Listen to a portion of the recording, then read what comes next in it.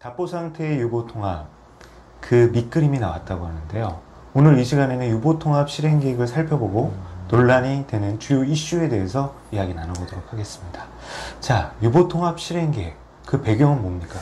무엇보다도 이 저출생의 위기 극복을 위해서는 믿고 맡길 수 있는 양육 환경이 필요하다가 아마 첫 번째 배경일 것 같습니다. 그리고 두 번째로는 영유아의 건강한 성장을 위해서는 생애 초기 교육이 무엇보다 중요하다. 그리고 마지막으로는 장기간 이원화 체계로 인해서 기관 간의 격차가 발생을 했고 균형 있는 질 개선을 위해서 필요하다입니다. 그 저출생 위기 극복이라는 요 대명제에 대해서는 부정할 수 있는 어떤 교육 구성원이나 국민들은 없을 것 같아요. 그런데 제가 낯선 용어가 있네요. 생애 초기 교육이 중요하다. 이건 무슨 뜻인가요? 그러니까 이 영유아가 주변과 능동적으로 상호작용하고 배워가는 시기를 그 취약적 영유아 시기라고 하거든요. 이때 체계적이고 적절한 교육이 앞으로의 이 학생의 잠재력이라든가 이런 교육에 큰 영향을 준다라고 보고 있습니다. 그러니까 영유아기 교육과 돌봄을 공공적인 분야에서 바라봐야 되고 접근해야 된다. 어떻게 보장돼야 된다. 이런 보편 교육의 관점도 있네요. 그리고 이제 장기간 이원화된 체계로 기관 간의 차이가 계속됐다, 지속됐다. 이건 무슨 뜻인가요? 그러니까 이 기존의 어린이집과 그다음에 이 유치원 간의 이런 교육과정, 운영 일수, 교사 자격이 다르기 때문에 받는 교육의 질이 달랐다. 이제는 균형 있고 양질의 교육으로 상향 평준화하겠다라는 뜻입니다. 일관되고 단계적인 통합적인 측면에서의 교육이 이루어지지 못했다라는 그런 뜻도 있는 것 같은데 유보통합 참 말이 많았잖아요. 그간의 추진 경과 어땠습니까? 우선은 윤석열 정부가 유보통합을 국정과제로 설정을 했었고 유보통합 추진 방안이 지난 23년 1월에 발표가 됐습니다. 그리고 유보통합 추진단과 여러 단체의 4자 공동선언 그리고 일원화 방안, 그리고 우선이행 과제, 실천 방안 등이 발표가 되었었습니다. 그러니까 유보통합에 대해서는 교육 현장이나 어떤 교육의 주체들 간에 여러 가지 의견들이 있었단 말이에요. 근데 교육부에서 현장의 주요 의견을 청취하겠다라고 말을 했단 말이에요. 어떤 의견들이 있었습니까? 이 영유아 학부모 입장에서는 유보통합으로 교육과 보육이 좀 상호 보완되었으면 좋겠다. 교사 인력을 확충해달라. 그리고 돌봄 공백을 최소화해달라, 이런 경제적 부담을 완화해달라는 의견이 있었고, 근데 교사 입장에서는 교육의 연속성, 영유아 발달 과정을 고려한 교육 과정이 필요하다.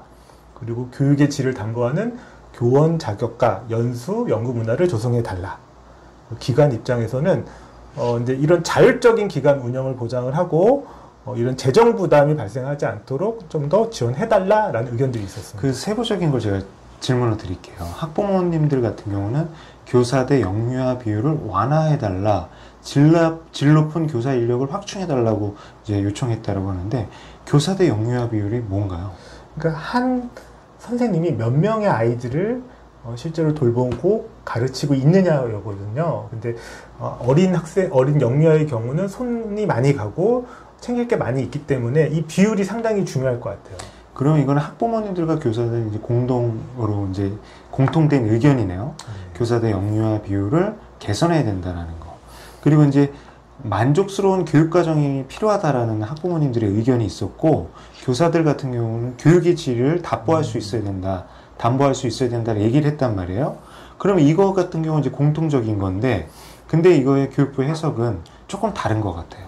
어떻게 다릅니까? 그러니까 이 교육 과정이 영유아 교육 과정에 대한 연구를 좀 더 집중적으로 하고 특히나 그 발달 단계상 여러 가지 자극이라든가 놀이라든가 협동 놀이라든가 이런 다양한 이 전문적인 교육 과정이 좀 필요하다. 그리고 학부모 입장에서는 아이가 단순히 돌봄이 아니라 교육까지 받기를 희망하시는 것 같습니다.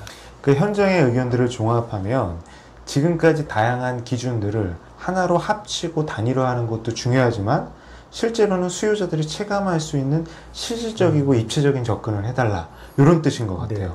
맞습니까? 맞습니다. 이 부분에 대해서 저희가 이것을 바탕으로 나온 실행 계획들 굉장히 궁금하거든요.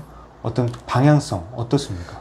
5대 상향 평준화 과제가 있고 5대 유치원 어린이집 통합 과제가 있습니다. 이를 통해서 목표는 세계 최고 수준의 영유아 교육 보육 체계를 구축하고 이를 통해 비전은 아이가 행복하고 아이 키우기 좋은 나라를 만들겠다입니다. 그러니까 비전과 목표에 대해서는 이견이 없을 것 같아요. 근데 아까 대선 선생님이 5대 상향 평준화 과제가 있다고 했거든요. 무엇을 상향 평준화 하겠다는 겁니까? 이 맞벌이 부부가 많이 늘어나고 이 양육이나 보육의 부담을 덜어주기 위해서 충분한 이용 시간 및 일수를 보장해주겠다. 교사대 영유아 비율을 개선하겠다. 그리고 단계적인 무상교육, 보육을 지원하겠다. 통합 연수 체계로 교육의 질을 높이겠다. 그리고 수요 맞춤 교육, 보육 프로그램을 강화하겠다입니다. 그러니까 국가가 어떤 영유아 교육에 대한 책임을 지겠다. 그리고 통합된 교육과정과 지원 체제를 운영하겠다. 그리고 전문성을 강화하겠다. 이 부분에 대해서는 제가 이제 공감할 수 있는데 그것에 대한 방법적인 측면에서는 논란이 많은 상황이거든요. 조금 이따 말씀해 주시고요. 네. 그리고 아까 전에 유치원과 어린이집 통합과제, 그러니까 흔히 말하는 유보 통합 과제로 어떤 것들을 제시하고 있습니까? 그러니까 우선은 입학 방식을 편리하고 공정하게 마련하겠다. 그리고 전에도 한번 다뤘지만 통합교원 자격과 양성 체계를 개편하겠다. 그리고 교사 처우를 개선하고 영유아 교육과정을 개발 적용하겠다. 그리고 설립 운영 기준을 마련하겠다입니다. 그 가시적으로 이 계획이 발표되면서 지금 현장에서 발등에 불처럼 이제 떨어진 이야기가 있어요.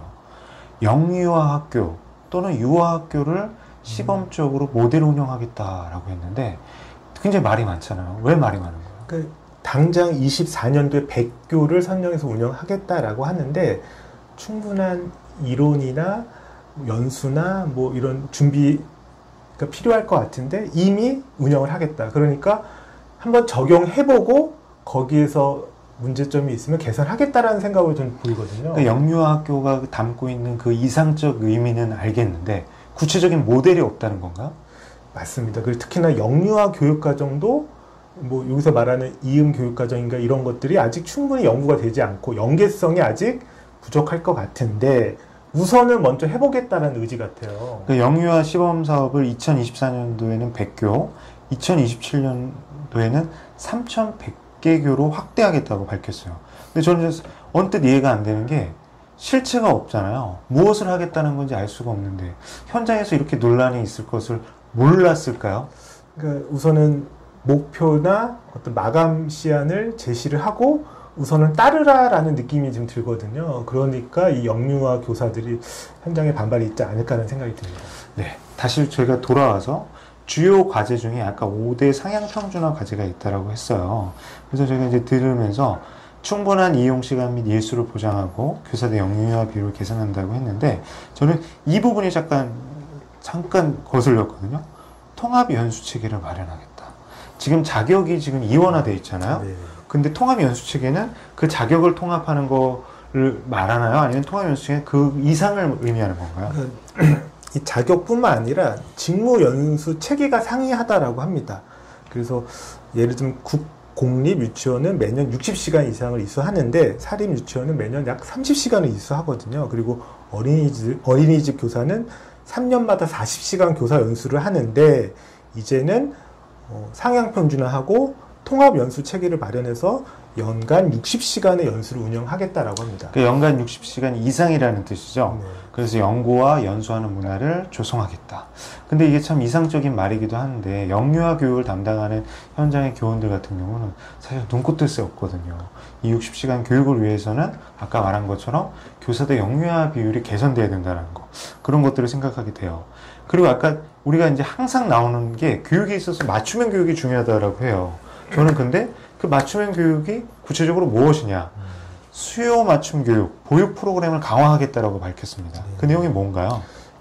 2세에서 5세를 이음 연령으로 지정을 하고 이 소규모 기관 같은 경우는 여러 가지로 부족한 점이 많기 때문에 연계를 통해서 교육을 지원하고 특히나 영유아 단계부터 정서 심리를 지원하고 특히나 더 어려운 특수교육 대상 영유아를 통합 지원하겠다라고 합니다.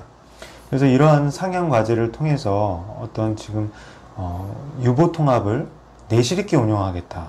이 방향성 괜찮을 것 같아요. 근데 실행 과정에 있어서 아까 말씀하신 것처럼 구체적인 모델이나 어떤 실천 과제들이 제시되지 못한다는 한계도 분명히 있는 것 같아요. 대 선생님이 보실 때 이 영유아 학교 이 부분에 대해서는 어떤 생각을 갖고 계세요? 우선은 이 영유아 유보 통합이란 논의가 오랜 시간 이루어져 왔거든요. 그리고 이번 정부에서 국정 과제로 완수를 하겠다라는 약간 조급한 마음이 좀 느껴지고요. 우선은 내실 있는 교육과정, 그리고 이런 이음 교육과정이라든가 이런 것들에 대한 구체적인 모델, 그리고 교사들 간의 협력 모델이라든가, 그리고 학부모들 간도 이런 소통이라든가 안내가 좀 필요할 것 같습니다.